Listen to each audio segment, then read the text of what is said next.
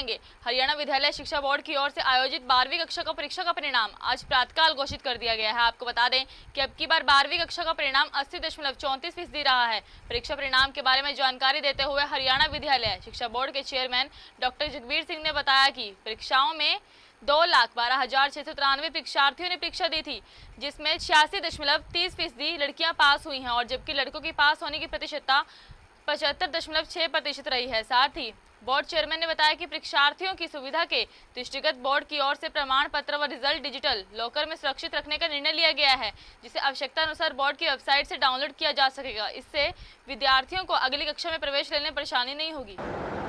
मार्च परीक्षा के 12वीं कक्षा के परीक्षा परिणाम दिए जा रहे हैं, जिसमें रेगुलर में 2,12,693 विद्यार्थियों ने भाग लिया और प्राइवेट जो कंपार्टमेंट थे 13,060 विद्यार्थियों ने भाग लिया। कुल मिलाकर 2.25 लाख विद्यार्थियों ने ये परीक्षा दी थी।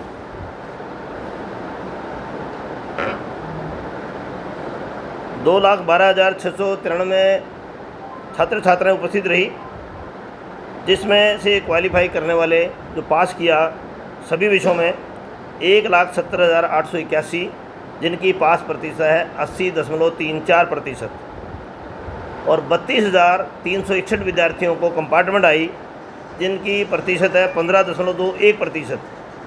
और ऐसे विद्यार्थी जो पास नहीं कर पाए केवल 9,451 विद्यार्थी हैं, जिनकी प्रतिशत बनती है 4.44%। वहीं अमृतसर में किसान संघर्ष कमेटी के बैनर के तले इकट्ठे हुए किसान खुलेआम कोविड-19 के नियमों की धज्जियां उड़ाते नजर आ रहे हैं। ना तो इन्होंने कोई मास्क डाला है और ना ही सामाजिक दूरी का ख्याल रखा गया है। किसानों को कहना है कि ऑर्डिनेंस के कारण सरकार की ओर से मिनिमम स्पॉट प्राइस अर्थात MSP और सरकारी खरीद बंद कर दी जाएगी और साथ ही राज्यों के मंडी बोर्ड निजी हाथों में चले जाएंगे, जिससे पहले ही खुदकुशियां कर रहे हैं किसान और बुरी हालातों में चला जाएगा।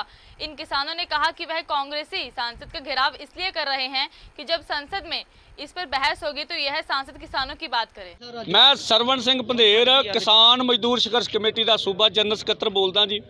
ਅੱਜ ਅਸੀਂ ਜਿਹੜਾ ਵਾ ਪੂਰੇ ਸੂਬੇ ਦੇ ਵਿੱਚ ਜਿੰਨੇ ਵੀ MP ਸਾਹਿਬਾਨ ਨੇ, 2 ਸਾਡੇ ਕੇਂਦਰੀ ਮੰਤਰੀ ਸੋਮਨਾਥ ਜੀ ਨੇ ਤੇ ਇਹ ਤੋਂ ਗਾਹਾਂ ਬੀਬੀ ਹਰਸਿਮਰਤ ਕੌਰ ਬਾਦਲ ਜੀ ਨੇ, ਉਹਨਾਂ ਦੇ ਘਰਾਂ ਦੇ ਘਰਾਓ ਕਰ ਰਹੇ ਆ।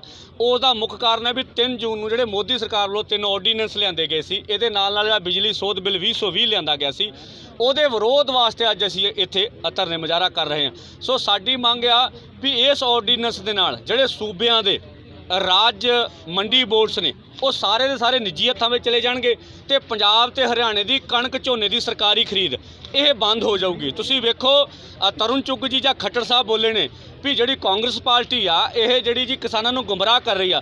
ਅਸੀਂ ਕਹ ਰਹੇ ਚੁੱਗ ਸਾਹਿਬ ਵੀ MSP ਨਹੀਂ ਮੰਗਦੇ, ਸਰਕਾਰੀ ਖਰੀਦ ਮੰਗਦੇ ਆ।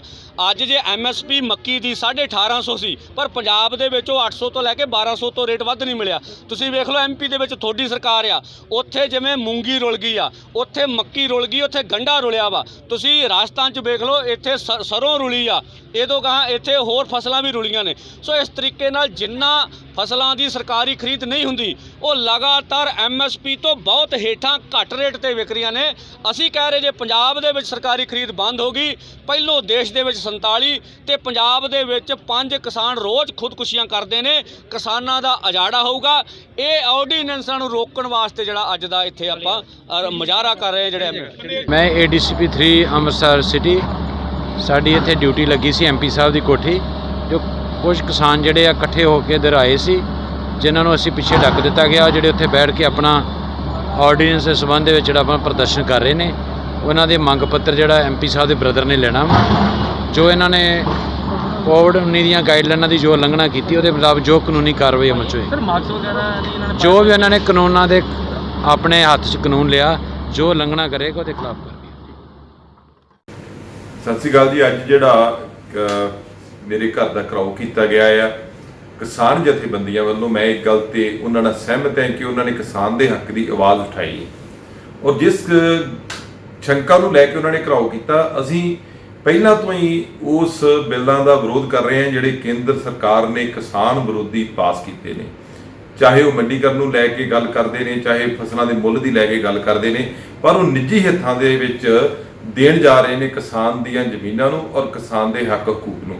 ਸੋ ਇਹਦੇ ਵਾਸਤੇ ਪਾਰਲੀਮੈਂਟ ਦੇ ਵਿੱਚ ਪੂਰਨ ਤੌਰ ਤੇ ਆਵਾਜ਼ ਉਠਾਈ ਜਾਏਗੀ ਔਰ ਸਮੇਂ-ਸਮੇਂ ਤੇ ਇਹਨਾਂ ਬਿੱਲਾਂ ਦਾ ਜਿਹੜਾ ਪਾਰਟੀ ਪੱਧਰ ਤੇ ਵੀ ਸਾਡੀ ਪਾਰਟੀ ਜਿਹੜੀ ਹੈ ਉਹ ਵਿਰੋਧ ਕਰ ਰਹੀ ਹੈ, ਰਾਸ਼ਟਰੀ ਪੱਧਰ ਤੇ ਵੀ।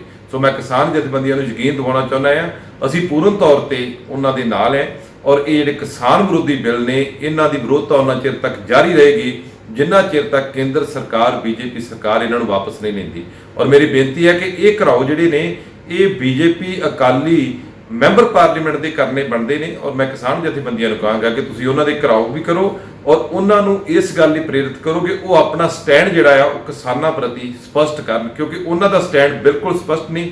ਹਰਸਿਮਰਤ ਕੌਰ ਬਾਦਲ ਜੀ ਨੇ ਆਪ ਖੁਦ ਇਹਨਾਂ ਨੂੰ ਕੈਬਨਿਟ ਦੇ ਵਿੱਚ ਸਾਈਨ ਕਰਕੇ ਪਾਸ ਕਰਨ ਦੀ ਸਹਿਮਤੀ ਦਿੱਤੀ ਹੈ ਔਰ ਪੰਜਾਬ 'ਚ ਆ ਕੇ ਕਿਸਾਨ ਹਿਤੈਸ਼ੀ ਦੀ ਗੱਲ ਕਰਦੇ ਨੇ। ਸਭ ਤੋਂ ਪਹਿਲਾਂ ਉਹਨਾਂ ਦਾ ਫਰਜ਼ ਬਣਦਾ ਹੈ ਉੱਥੋਂ ਅਸਤੀਫਾ ਦੇ ਕੇ ਪੰਜਾਬ 'ਚ ਆਉਣ ਤੇ पंजाब की गल कर। धुरी में लगातार हो रही बारिश ने प्रशासन की पोल खोल कर रख दी है। बता दें शहर में चारों तरफ पानी ही पानी घूम रहा है और लोगों को बहुत ही दिक्कतों का सामना करना पड़ रहा है, जिसके चलते सीवरेज भी पूरी तरह से बंद पड़े हैं और नालियों का गंदा पानी पूरी तरह से बाहर घूम रहा है और बारिश के पानी के मिलने से और भी गंदगी फैल रही है। इसमें कोई शक नहीं है कि बहुत दिनों पड़ रही भीषण गर्मी से लोगों को राहत तो मिली है, मगर ये राहत उनके लिए और भी मुश्किल बढ़ा देगी, ये सोचा नहीं था। एक तरफ बारिश का पानी और दूसरी तरफ उनकी निकासी का ना होना मुसीबत का कारण बन गया है। पंजाब में गुंडागर्दी घटनाओं में काफी इजाफा होते हुए नजर आ रहा है। ऐसा ही जालंधर के फिलौर कस्बा के बाजार में गुंडागर्दी करते हुए युवकों की ऐसी तस्वीरें सामने आई हैं, जिसमें दो गुटों के 5 से 6 युवकों ने एक दूसरे की शरेआम मारपीट करते हुए दहशत का माहौल बना दिया है।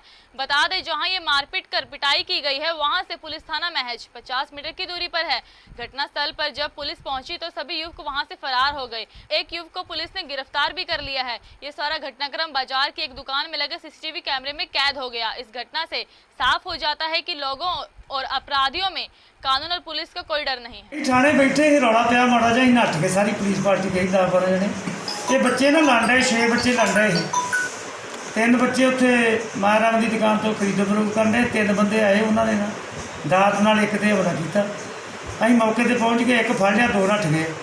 उन्होंने घरी रेड किए, जल्दी फड़ लेंगे, फड़ के तो जी फिर कार्रवाई बनती है जो बयान लिखाउणगे वो कार्रवाई की जाएगी।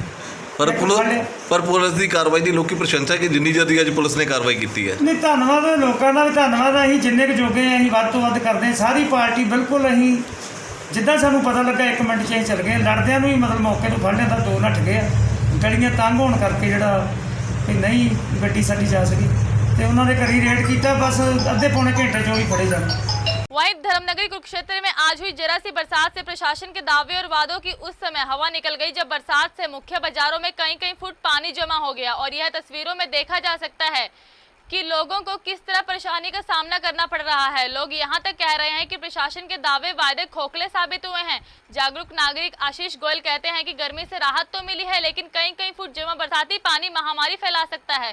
वहीं उपायुक्त धीरेन्द्र खड़गटा कहते हैं इससे संबंधित एसडीएम को भी पत्र लिखा जा चुका है, लेकिन जनप्रतिनिधियों के साथ 3 बार इंस्पेक्शन भी हो चुका है, लेकिन इस सब का क्या नतीजा है यह जरा सी बरसात ने आपके सामने रख दिया है। जैसे कि आज देखा जा रहा है कि बारिश का मौसम है, बहुत ही सुहावना मौसम है। बड़े दिनों बाद आज बारिश देखने को मिली है और गर्मी से भी राहत मिली है, ये बहुत अच्छी बात है। लेकिन प्रशासन का इस तरफ बिल्कुल भी ध्यान नहीं है। चारों तरफ नालियाँ बिल्कुल भरी पड़ी हैं, पानी सड़कों पर आ गया है, जिससे कि बीमारियां फैलने का अंदेशा है। वैसे ही कोरोना की वजह से लोग बहुत बड़ा परेशान हैं। सभी सरकारें, देशों की सरकारें बहुत परेशान हैं और हिंदुस्तान में तो लगातार कोरोना फैला जा रहा है। तो इससे जैसे ही पानी इकट्ठा होगा और बीमारियाँ फैलेंगी और लोगों के स्वास्थ्य को नुकसान पहुँचेगा। तो मेरा ये कहना है कि प्रशासन की तरफ से कि प्रशासन इस तरफ ध्यान दे और लोगों को बीमारी मुक्त रखे। बारिश ने जैसे गर्मी से निजात दिलवा दी है और गर्म मौसम को एक सुहाना मौसम में तब्दील कर दिया है और किसानों के लिए भी ये एक राहत भरी है कि उनको पानी की ज़रूरत थी और पानी टाइम पर मिल रहा है। लेकिन इसके साथ ही प्रशासन की भी पोल खुल जाती है।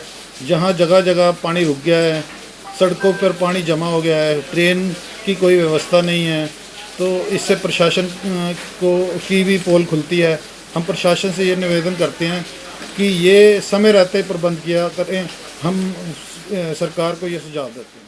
5 का पंचनामा देखने के लिए दीप एक्सप्रेस न्यूज़ को लाइक एंड सब्सक्राइब कीजिए।